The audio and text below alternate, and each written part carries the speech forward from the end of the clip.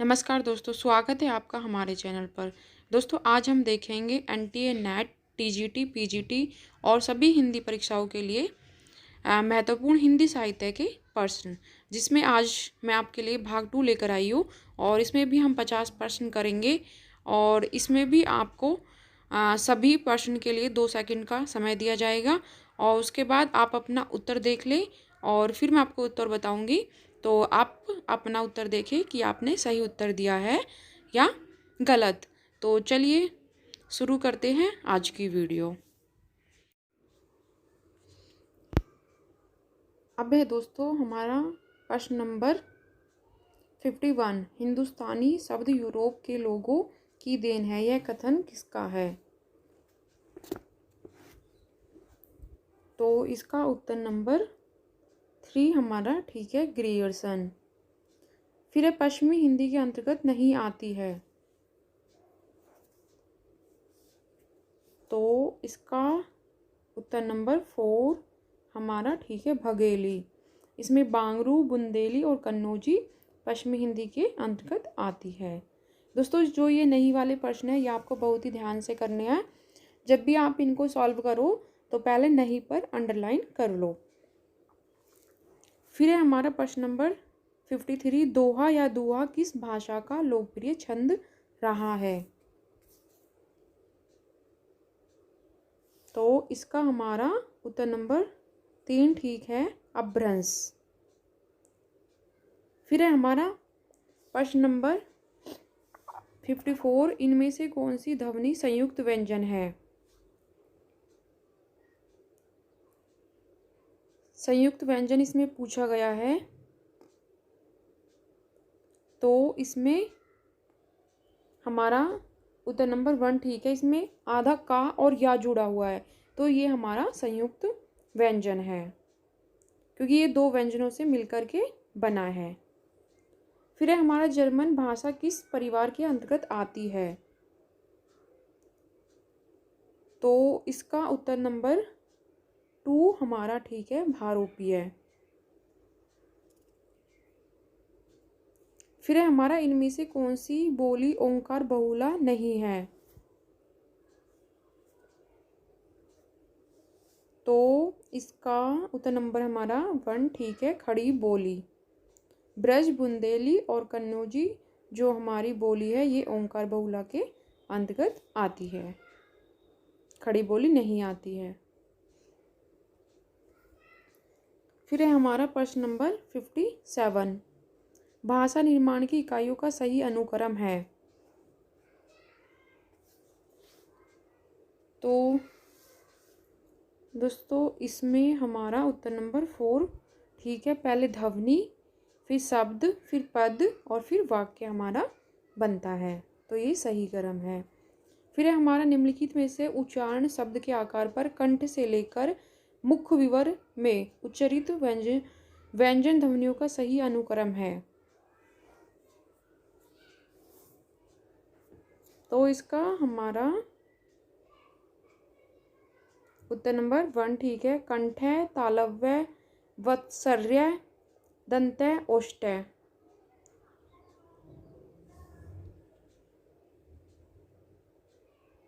फिर है हमारा प्रश्न नंबर 59। गोरखपुर उत्तर प्रदेश में कौन सी भाषा बोली जाती है?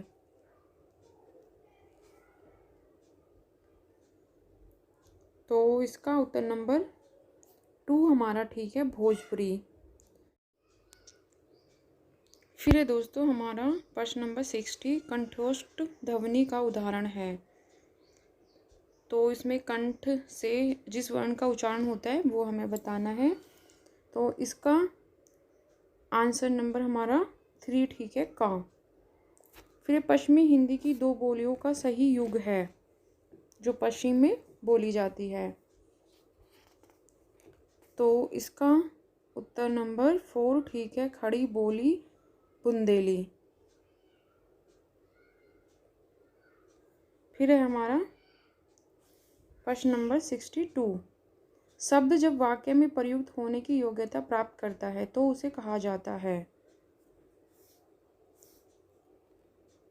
तो इसका उत्तर नंबर 3 हमारा ठीक है पद। फिर है अर्धमागधी अपभ्रंश से विकसित बोली है। तो इसका उत्तर नंबर हमारा 2 ठीक है भगेली। फिर है इनमें से कौन सा विराम चिन्ह ऐसा है जो हिंदी में अंग्रेजी भाषा से नहीं लिया गया।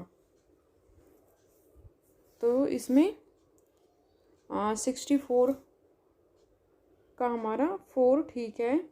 तो इसे हम जो पूर्ण विराम बोलते हैं हिंदी में, ये अंग्रेजी में कहीं भी प्रयुक्त नहीं होता है। फिर है हमारा प्रश्न नंबर 65, पर्यटन के आधार पर ला किस प्रकार की ध्वनि है।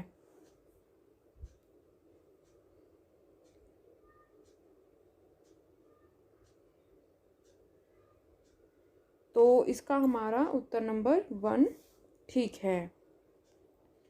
फिर है हमारी हिंदू मग पर पाँव न राखियो का बहुते जो हिंदी भाख्यो। तो ये पंक्तियाँ किस बोली की है। तो इसका हमारा उत्तर नंबर 3 ठीक है अवधि। फिर है हमारा इनमें से किस बोली का बिहारी हिंदी से संबंध नहीं है।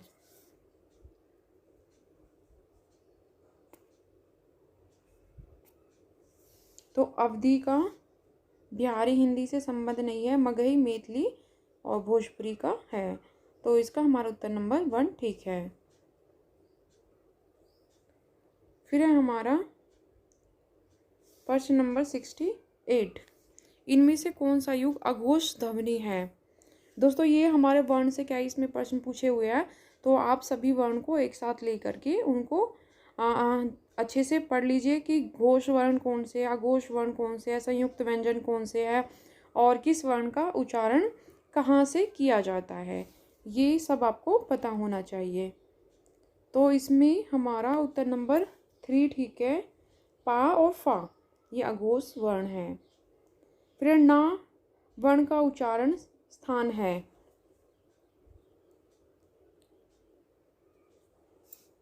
तो इसका हमारा उत्तर नंबर 2 ठीक है, मूर्धा। ईसा की किस शताब्दी से अपभ्रंश का व्यवहार लोक भाषा के अर्थ में होने लगा।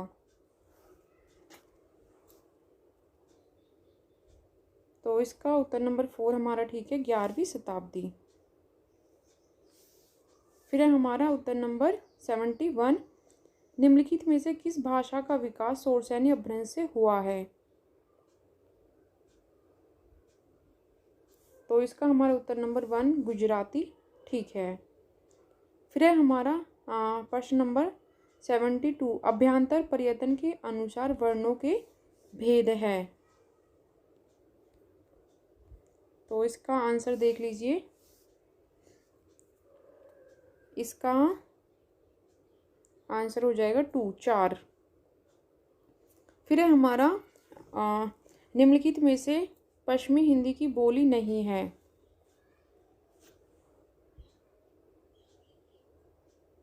तो मगही जो है वो पश्चिमी हिंदी की बोली नहीं है।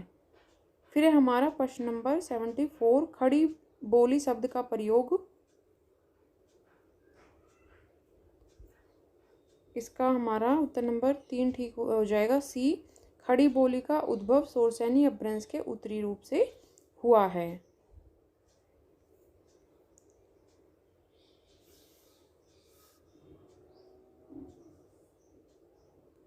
फिर है हमारा प्रश्न नंबर 75। तो इसमें हमें मिलान करना है, तो इसका उत्तर हमें देखना है कौन सा है। तो इसका हमारा उत्तर नंबर 2 ठीक है। तो खड़ी बोली जो है वो बिजनौर में बोली जाती है, ब्रज भाषा आगरा में बोली जाती है, बांगड़ू करनाल में बोली जाती है और अवधी जो है वो सुल्तानपुर में बोली जाती है। फिर है हमारा प्रश्न नंबर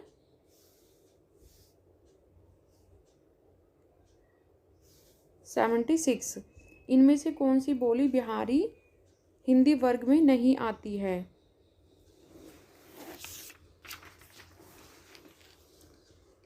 तो इसका हमारा उत्तर नंबर 3 ठीक है, छत्तीसगढ़ी। फिर है हमारी निम्नलिखित बोलियों को उनके क्षेत्र के साथ सम्मिलित कीजिए। तो इसका आपको उत्तर बताना है। तो इसका हमारा हो जाएगा उत्तर नंबर 77 का क्या हो जाएगा, उत्तर नंबर हमारा 1।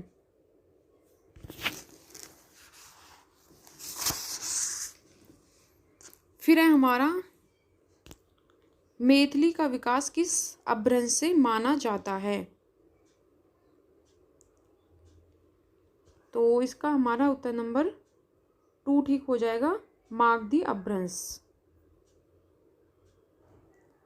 फिर है हमारा प्रश्न नंबर 79, कीर्तिका किस भाषा की रचना है।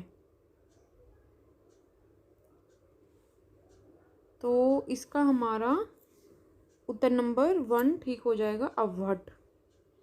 फिर संविधान के किस अनुच्छेद में देवनागरी लिपि में लिखित हिंदी का संघ की भाषा घोषित किया गया है। तो इसका हमारा उत्तर नंबर 3 ठीक हो जाएगा, 343। और 343 से 351 तक हमारी जो देवनागरी लिपि है उसके बारे में हमारे संविधान में अलग अलग प्रावधान किए गए हैं, और इसके लिए मैंने एक अलग से वीडियो बनाई हुई है, तो आप वो जा कर के चेक कर सकते हो। कौन सी बोली पश्चिमी हिंदी की नहीं है। तो भगेली जो है वो पश्चिमी हिंदी की बोली नहीं है, ब्रज, बुंदेली और खड़ी बोली है। फिर है हमारा प्रश्न नंबर 82, हिंदी भाषा के मानकीकरण का सचेष्ट प्रयास किस पत्रिका में किया गया है।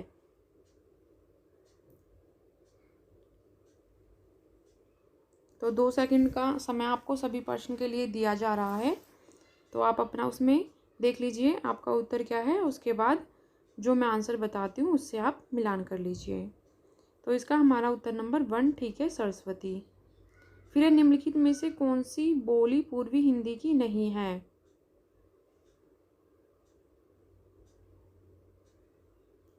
तो इसमें मालवी जो है वो पूर्वी हिंदी की बोली नहीं है, अवधी, भगेली और छत्तीसगढ़ी है।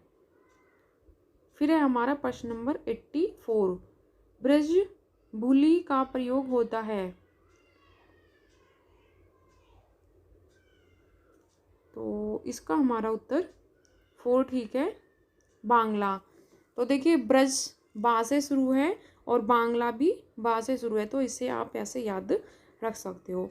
अपभ्रंश शब्द का प्रयोग सर्वप्रथम किसने किया था। तो इसका हमारा उत्तर नंबर 2 ठीक है, पतंजलि ने।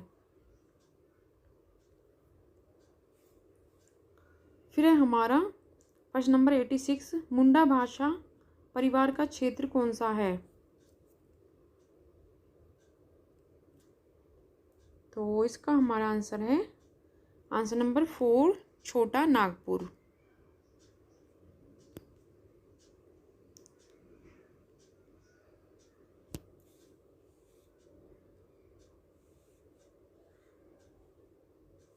अब हमारा प्रश्न नंबर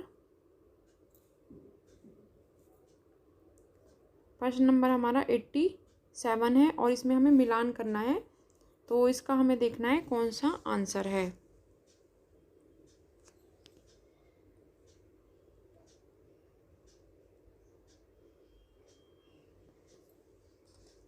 तो इसका हमारा जो है वो आंसर नंबर 4 इसका हमारा ठीक है।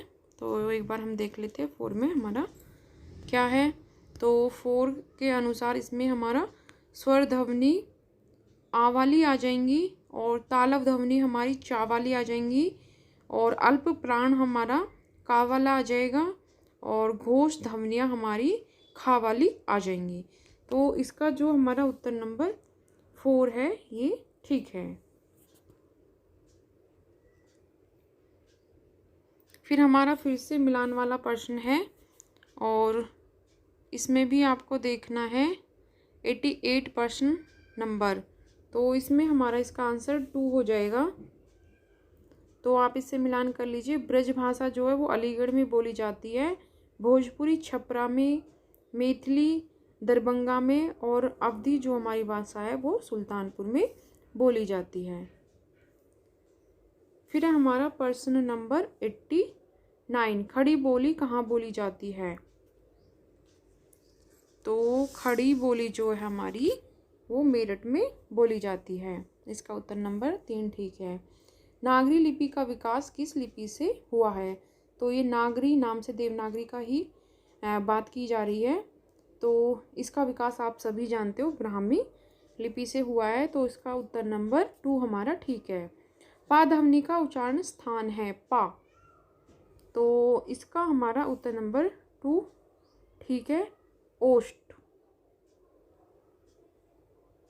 फिर है हमारा प्रश्न नंबर 92, भारतीय भाषाओं को भारतीय संविधान की किस अनुसूची में शामिल किया गया है? तो इसका आप सभी को पता होगा कि इसका 8वीं सूची में इसे शामिल किया गया है। तो इसका हमारा उत्तर नंबर 1 ठीक हो जाएगा। फिर हमारा चक्र का चक्का हो जाना किस ध्वनि प्रवृत्ति का उदाहरण है? तो इसका हमारा उत्तर नंबर 3 ठीक हो जाएगा, विपर्य। फिर हमारा गिर्म नियम किस भाषा की ध्वनियों से संबंधित है? तो इसका हमारा उत्तर नंबर 4 ठीक हो जाएगा, हिंदी।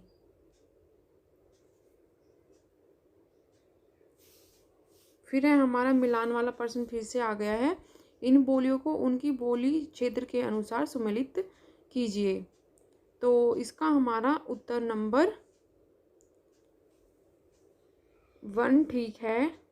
तो बांगरू रोहतक में बोली जाती है, भोजपुरी छपरा में बोली जाती है, कुमाऊनी जो है अल्मोड़ा में बोली जाती है, और खड़ी बोली हमारी मेरठ में बोली जाती है। फिर है हमारा प्रश्न नंबर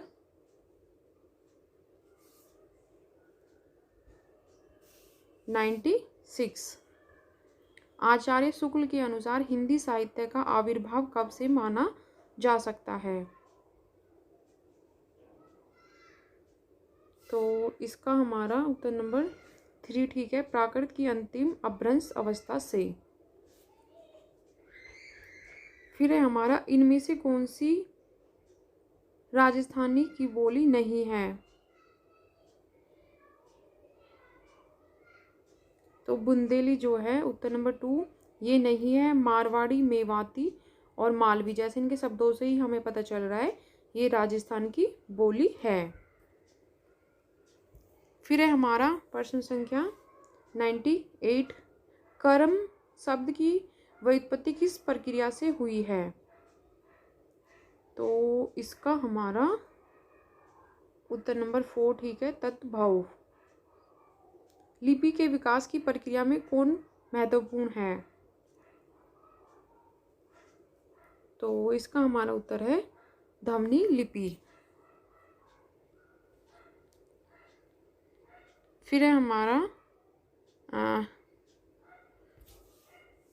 प्रश्न नंबर 100 है, और इसमें भी हमें मिलान करना है।